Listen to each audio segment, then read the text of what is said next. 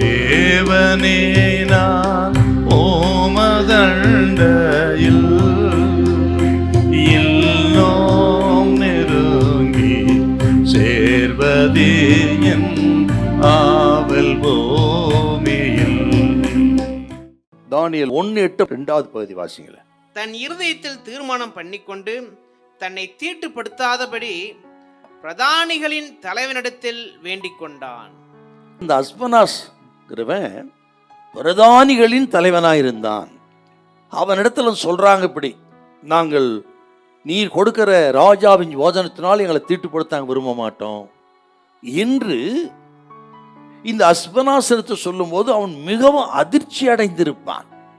ஏன்னா இந்த கட்டளை ராஜா போட்ட கட்டளை. இவர்களுக்கு ராஜபோஜனத்தை கொடுத்து அவர்களை கொண்டு வந்து தனக்கு முன்பாக நிறுத்த வேண்டும் என்பது ராஜ கட்டளை. ராஜ கட்டளை பிடிக்கும் பொழுது அந்த ராஜ கட்டளைக்கு விரோதமாக இதை நாங்கள் புசிக்க மாட்டோம் சொன்னா முதல்ல யாருக்கு தண்டனை கிடைக்குன்னா அஸ்பனாசு அவன் தலையை சிரச்சேதம் பண்ணிடுவாங்க. அதை குறித்து சொல்றாரு பாருங்க 1ஆம் அதிகாரத்துல 10. ராஜா என்னை சிரச்சேதம் பண்ணுவாரே பார்த்தீங்களா? அப்படிப்பட்ட ஒரு சூழ்நிலையில் தான் அவன் அதிர்ச்சி அடைந்திருப்பான். இப்போ தானியேலும் அவன் தோழர்களும் அவர்கள் வைத்த அந்த தீர்மானங்கிறது அதில் ஒரு தவறும் எதுவும் இல்லை. தாங்கள் மனசாட்சி படித்தான் தாங்கள் வாழ்வோம் என்பதை வெளிப்படுத்தினார்கள்.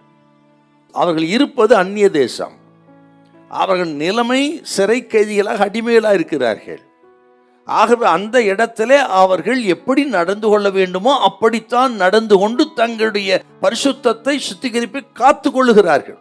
நம்ம எந்த இடத்துல தேவன் வைக்கிறாரோ அந்த இடத்துல இருந்து ஞானமா நம்ம செயல்படணும். அதுதான் ரொம்ப முக்கியங்க. கேட்கிற கர்த்தருடைய பிள்ளைகளுக்கு இருக்கிற இடம், சூழ்நிலை, அமைப்பு இவைகளெல்லாம் கவனித்து ஞானமாக செயல்படணும். தேவையானது நம்ம சுத்திகரித்து கொள்ளணும். பரிசுத்தம் கெட்டு போகக்கூடாது. அதில் தாங்க நம்ம குறியா இருக்கணும். நாம் எடுக்கிற தீர்மானங்கள் பரிசுத்தத்துக்குரியதாய், சுத்திகரிப்புக்குரியதாய், தேவனை மகிமைப்படுத்தக்கூடியதாய், தேவனுடைய வார்த்தையை கனம் பண்ணக்கூடியதாய் இருக்கும் என்றால், அதனுடைய அடித்தளம் இதுவாக இருக்கும் என்று சொன்னால் அங்கே தேவனுடைய கரம் இயங்குவதை நம்ம பார்க்கலாம். அப்போ நம்ம வழிகள்லாம் ஆண்டவருக்கு பிரியமா இருக்கணுங்க. அப்படியானால் இந்த அஸ்பனாசை இவர்கள் வழிக்கு கர்த்தர் கொண்டு வந்தார். சத்துருக்களும் சமாதானமாகி போவாங்கன்னா இவ்வளோ அருமையான வார்த்தைங்க இது. ஆகவே நம்ம வழியை கொஞ்சம் ஆராய்ச்சி பார்க்கணும். அது ஆவிக்குரியதா அப்படி கொஞ்சம் ஆராய்ந்து பாருங்க. எப்பேற்பட்ட எதிராளியா இருக்கட்டும், அழிக்க நினைக்கிறவனோ உங்க தயவை நாடி வருவான். உனக்கு விரோதமாக உருவாக்கப்பட எந்த ஆயுதம் வாய்க்காதே போகும். ஹல்லேலூயா, ஹல்லேலூயா.